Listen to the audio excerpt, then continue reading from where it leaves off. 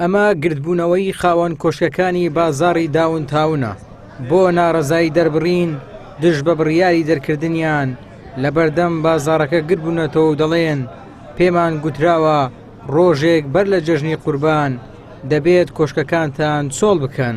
ئەو ڕۆدوینە تەبلیغمان لەواتەیە هەتا عەرەفای پاش ئەوەشیانە لە ناو دوکان بی لە ناو دوکان نەبی لەسە مەسئولی خۆتە شۆفەر دەکرێت.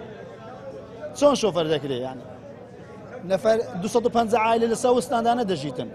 کاکە شەریکە وەرە ئەوی قەرزاریش بی وەرە برێ قەرزەکەی سافکە، ئەوی قەرزی ساف نەکرد بەلا بدرێ وەنیە ئاها ئەوی تەجاوزەویتن بەلا بدرێ، ئەوی سەرفەر کێشەی هەبیتن بەلا بدرێ. بەس بە گشتی نەفەر هەیە دوی نەکرێدایە پێیان گوتیە تەبی لا بدرێ شەوی عەرەفای ئاخر ڕۆژە عەرەفایە قەرزار بی قەرزار نەبی تەبی لا بدرێ تەجاوز نییە. ئەوە شەریکە دروستی کردیە، شەریکە ڕێی پێدایە کەس ناتوانیتن یەک برغی لە ستەندی بداتن بەبێ ئەمری شەریکەی بەخۆی داینە بەخۆی ڕقەمی کردیە بەخۆی کارەبای ڕاکێشەیە هەموو شتەکان بەخۆیان کردیتە ئێساش دەرێت تەجاوزە و ئەتا ڕۆژی عەرەفەی نابی ببینی.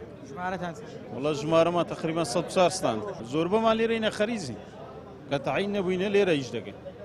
زۆربەی ستاندەکانی خوار ئێستا بگەڕێ زۆربەیان تەعینە کە خەریز بووینە ئێستا ئەو نەوین. هەموو کوڕە هەژارین، هەمومان دەمانوێت خزمەت بکەین بە وڵاتە، هەمومان دەمانوێت کاسبی بکەین ئەو وڵاتە بەجێنێڵە. بەڵام هۆکارەکەی نازام شەریکە بۆ ئەوە لێت جارێک دەرێ پارەتان نەدایە جارێک یعنی هەرجارە و بیانوێک دەبینەوە. هۆکارەکەی ئەوەیە ئەوان هەر کۆک بینە لنگەن چیر کاتن، یعنی دایانەوێت ئەو ستاندانێکەوە لە ناوەندی هەیە لابن.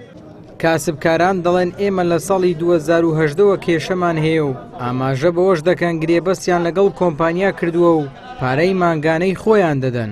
ئێمە لە 2018ەوە لە خوارەوە کێشەمان هەیە، دوونێ لێژنەچیان نردووە تۆ خوارەوە دەڵێن ڕۆژی عەرەفەی دەبی ئێوە ئەو ستاندانە هەمووی چۆل بکەن ئێمە دەیبڕینەوە دەبی ئێوە لاچن لەوێ کە ئەو برادرانیش هەستین بە کۆبوونەوەی لە پێش ئەو شەریکەی کە وەکو ناڕازیەک بەڕاستی ئێمە قبول ناکەین ئەو ستاندەمان لێ تێک بچین چونکەوە 104 ستاندە تقریباً 300-400 عایلە نانی لەسەر ئەو ستاندانەیە.